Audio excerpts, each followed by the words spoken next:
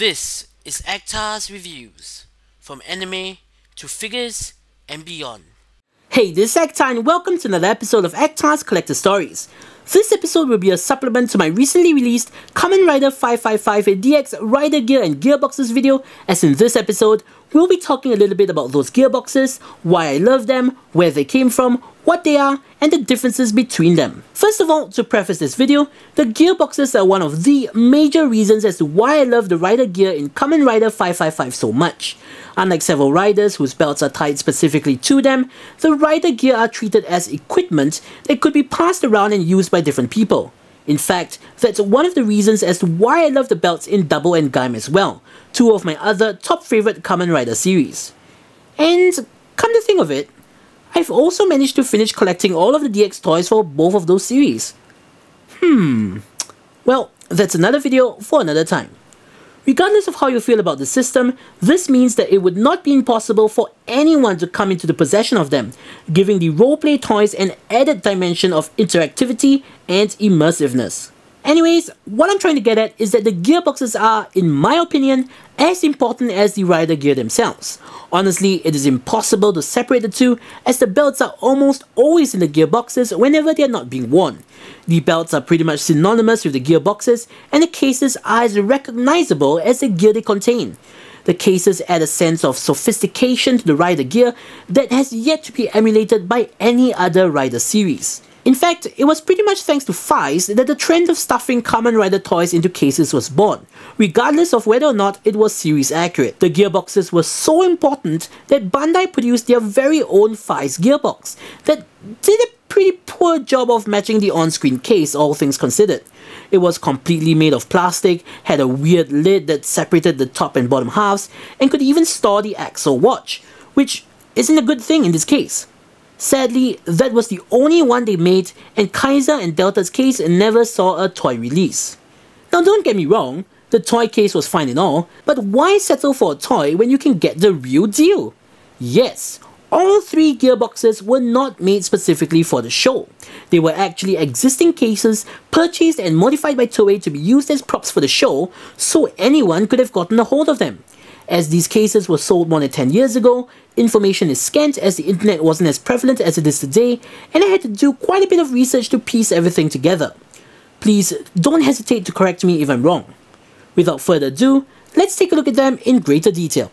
So, to start things off, let's begin with everyone's favourite Faiz Gear Box. Designed by Vanguard and manufactured by Guard Force, this case is part of a series of gun cases. The line is known as Winchester or Delphinus depending on where these cases are sold. Imported by Tesco Japan for sale in Japan, the Faiz Gear Box is model number VGC-7701. While this case is no longer being produced, it can still be easily purchased from several different resellers due to the large number that were made over the years, as it was evidently really popular. In fact, there are people out there who specialize in buying and converting these cases into Faiz gearboxes. If you think this case looks familiar, it's the exact same model of case that was used to carry the double driver in the very first episode of Kamen Rider Double. It made another appearance in the Begins Night movie. Why don't I have a replica of that case? The simple answer is that the case was not integral to the double driver, and it was only seen in the show for a few minutes at most. The Smart Brain logo on this case is printed directly onto the aluminum plate, and this case has two combination locks, one on each side. And of course, I've set the combinations to what else but 555. Do note that some models of this case come with latch locks instead, so do be careful when you're purchasing one for yourself. Inside, we have the cut foam inserts and the icon stickers, something that all three cases have in common. Another thing that I absolutely love about the rider gear in Kamen Rider 555 is the fact that they all come with user's guides. Seriously, wondering how the rider knows how to use his equipment usually requires some suspension of disbelief. In this series, there's a literal instruction manual. Now, this manual is not the one that the case originally came with. I printed this and the Kaixa Gear User's Guide myself with the help of a professional printer. The front covers were sourced from a Japanese fan site, and I recreated the back covers from scratch in Photoshop. It took quite a bit of time to get just right, and I tried my utmost best to match the on-screen details to a T. If I'm not mistaken, the only time the back of a manual was seen on screen was in episode 33, with a flipped over Delta Gear manual. Basing my design on that, the warning label is a completely reworked generic Japanese toy warning label, the text is Bandai's disclaimer that's found on all of Bandai's products, and the barcodes are the barcodes of the DX5s and Kaiser drivers respectively. The size of the manuals is a slightly cropped A5, and the size of the Ziploc bags that I use is 14 cm by 20 cm. While some customizers print the toys' instructions inside their manuals, I left mine completely blank. Since the manuals were never opened in the show, the insides don't really matter to me that much. Comparing it to the one that came with the case, yeah, I think I did a pretty good job if I do say so myself. Next up, we have the Kaixa Gear Box. The case that it uses as its base was produced by a DIY company called Yahata Neji, model number TC-301S. This case is a toolbox that's meant to store DIY equipment and was sold in hardware stores in Japan. Like all three cases, this case is no longer in production. However, there are still a number floating around, and the same people who specialize in buying and converting the VG-7701 cases into Faiz Gear Boxes do the same for this case as well. Whatever the case, this particular one was a one-off custom job. The TC-301S case is often confused with other similar cases like the AM-15 produced by Iris Oyama. In addition to the lack of latches on the sides for a strap, the TC-301S has a very distinctive ribbed rubber grip.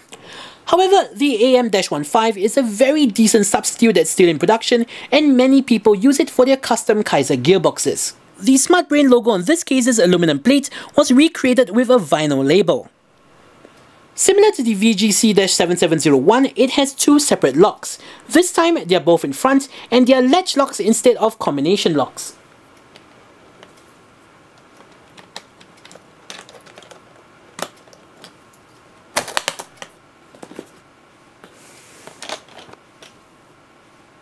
Inside, here's the Kaixa Gear user's guide that I made, compared with the one that it originally came with. Something that I like to point out with regard to the foam insert is that the guy who cut it left enough room behind the Kaixa pointer to store the extra belt clip that it comes with. Pretty nifty. Of course, the one big inaccuracy would be the Kaixa blade gun. With the DX toy, not only is its size way smaller than its on-screen counterpart, its blade is permanently extended and has to be stored that way as well. Personally speaking, this is an inaccuracy that I'm more than capable of living with. While some have made their own non-working life-sized replicas out of resin and other materials, there really isn't a point if it doesn't function. In fact, I'm more amazed at the fact that the DX toy can fit perfectly into the top half of the case. Coincidence? Perhaps, perhaps not. Moving on and saving the best for last, it's the Delta Gear Box. To be absolutely frank, the Delta Gear Box is the rarest case to acquire.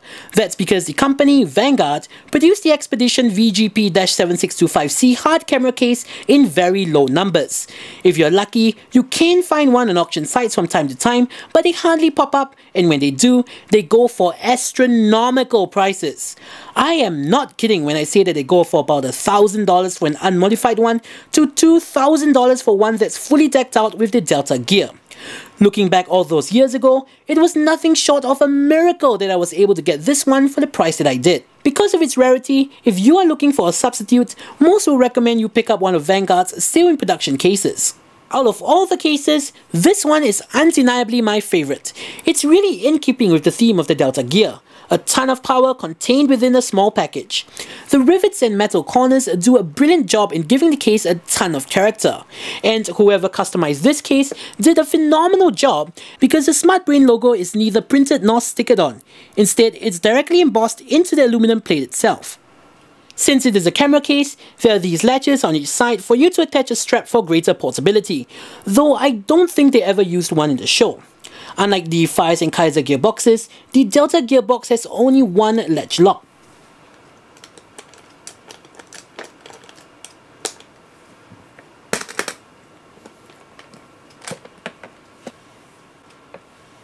Opening it up, again, the person who customized this case did an impeccable job with the manual as well. It's pretty much a dead ringer for its on-screen counterpart, and he even took the time and effort to recreate the back as well. Interesting bit of detail that many overlook is that the picture of the Delta driver on the manual cover is indeed missing its mission memory. And so, those were the 3 Rider Gear gearboxes in a nutshell. the VGC-7701, the TC-301S, and the VGP-7625C. Hopefully, this video has been informative and of use to you, especially if you're trying to create your very own custom gearboxes. The sources for all the information presented in this video and further reading is available in the description below. So, this is Hector saying, see you guys in the next episode.